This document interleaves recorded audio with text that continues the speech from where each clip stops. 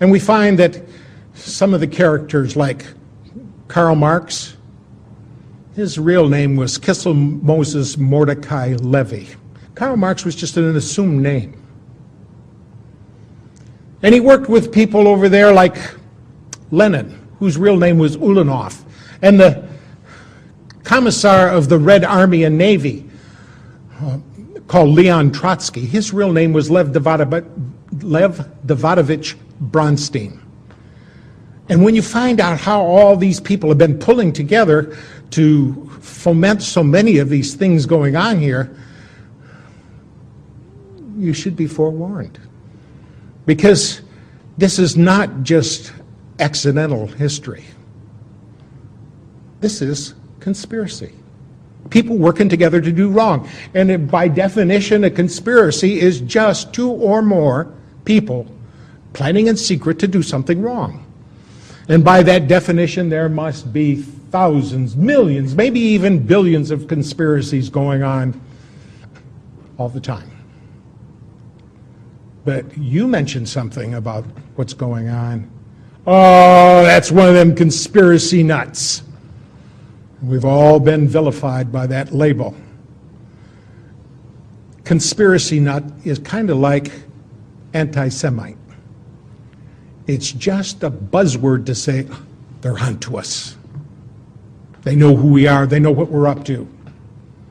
Let's jump on them and vilify them, and that's the way they operate, through vilification. And if vilifying isn't enough, they'll trump up some charges.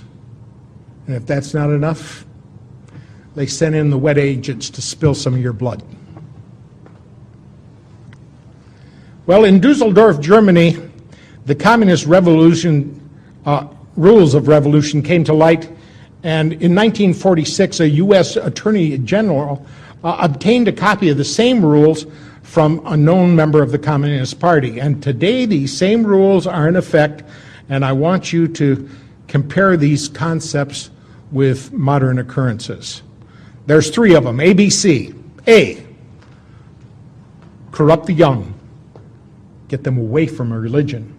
Get them interested in sex, make them superficial, and destroy their ruggedness.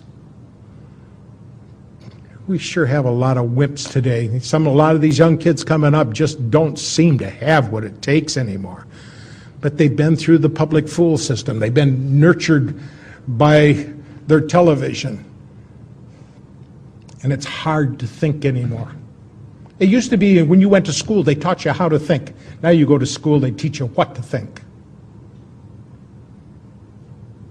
B, get control of all means of publicity. Thereby, and there's 7 parts to that, get people's minds off their government by focusing their attention on athletics, sexy books, plays, and other trivialities. And boy, have we become trivial.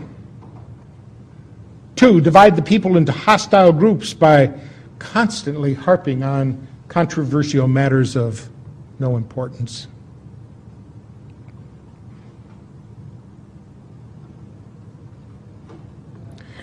Number 3, destroy the people's faith in their natural leaders by holding the latter up to contempt, ridicule, and disgrace. 4, always preach true democracy, but seize power as fast and as ruthlessly as possible. Number 5, by encouraging government extravagance, destroy its credit, produce fear of inflation with rising prices and general discontent. That one has really been implemented with vigor. We're playing welfare Santa Claus to the whole world. Now take a look at Israel alone. We send $15,500 for every man, woman, and child. That's a lot of money. Sometimes I think some of us wish, gee, I wish my government would give me that much each year. Now that's only the above-board welfare. There is a sub rosa welfare. For example, that's our only friend in the Middle East. Therefore, we got to have a base over there to protect them. Do they give us a base, or do they rent it to us at a high price? Well, since we never find out exactly how much it's going to be, they can rent it at a high price, and nobody counts it as part of the great welfare. Number 6, incite unnecessary strikes in vital industries, encourage civil disorder, and foster a soft and lenient attitude on the part of government to such disorder. Number 7, by specious argument, call the breakdown of the old moral values, honesty, sobriety, self-restraint, faith in the pledged word, and ruggedness. So those are the 7 reasons they wanted to get a hold of means of publicity so they could implement that. And number C of the communist rules of revolution, cause the registration of all firearms on some pretext with a view to confiscating them and leaving the populace helpless.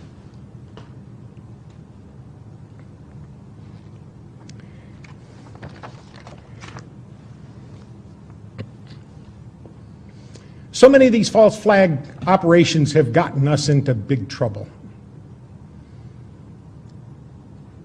We know now that ship, I think it was the Maine, that was sunk down there in Cuba.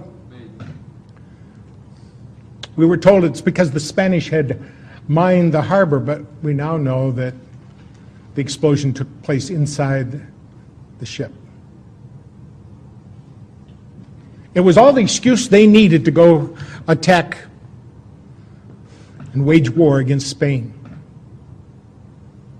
We see so many of those false flag operations.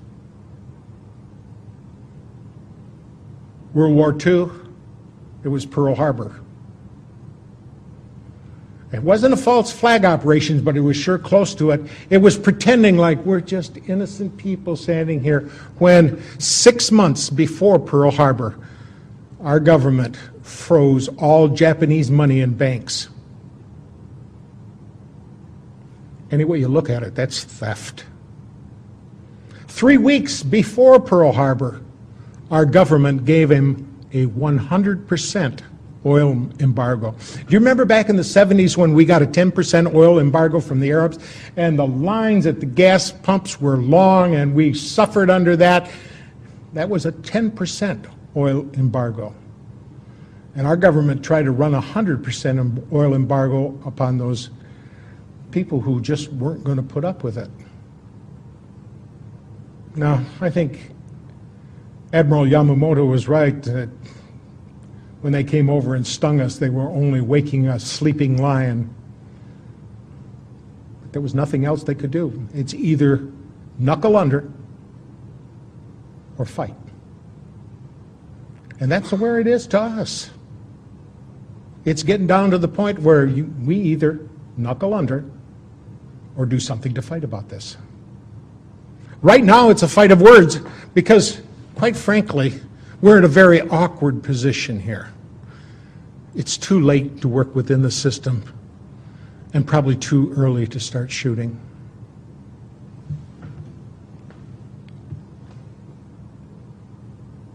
And I think there's a whole lot of us here in America that really and truly are gutless. And it's only going to be the land of the free as long as it's the home of the brave.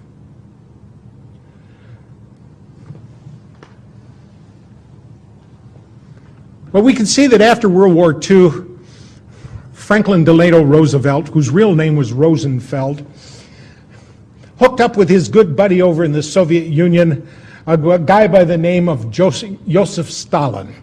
His real name was Joseph Vissarionovich Jugashvili. Gashvili means son of. And he let his good buddy Joseph Stalin oversee the elections in much of Europe. And ironically, all those people decided to become pawns in the communist superstate.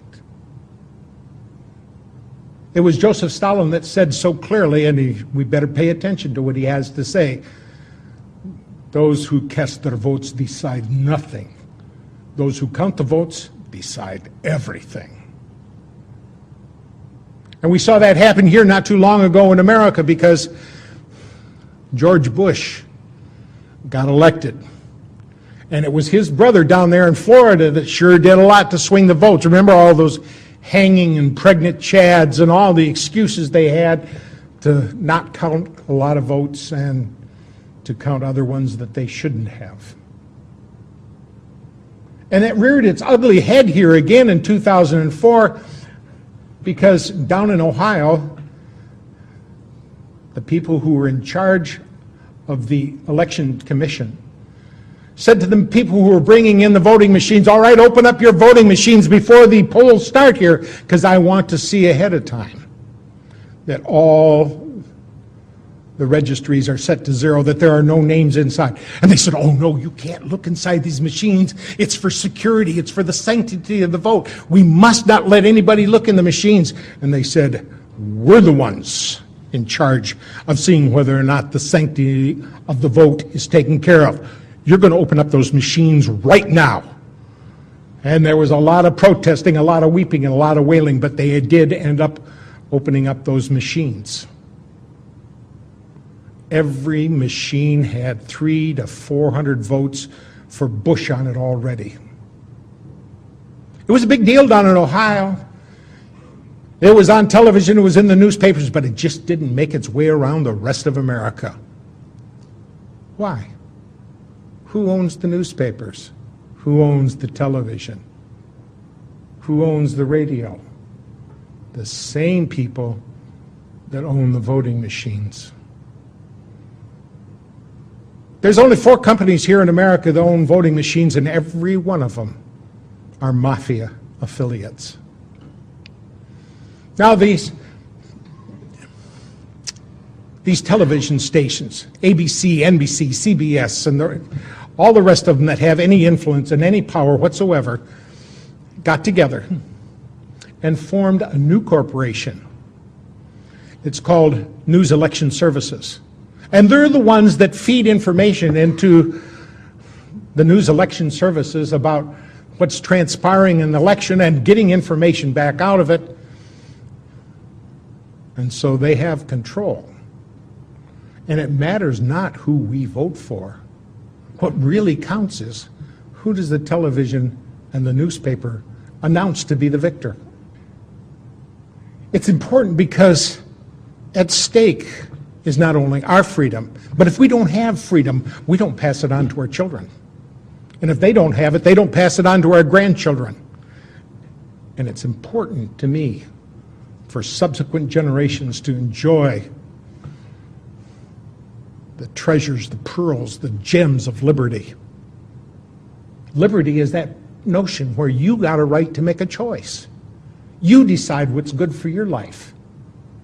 But somehow we've got to the point where you have to get a license for everything.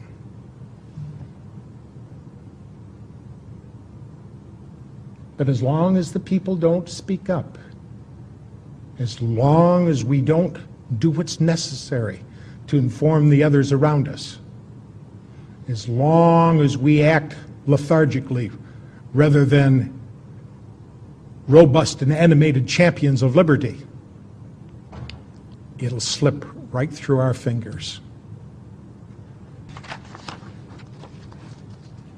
I have to ask you, are you willing to crank it up? Are you willing to pass out more DVDs? Are you willing to talk to more people? Are you willing to do what's necessary to safeguard our Constitution? For it was,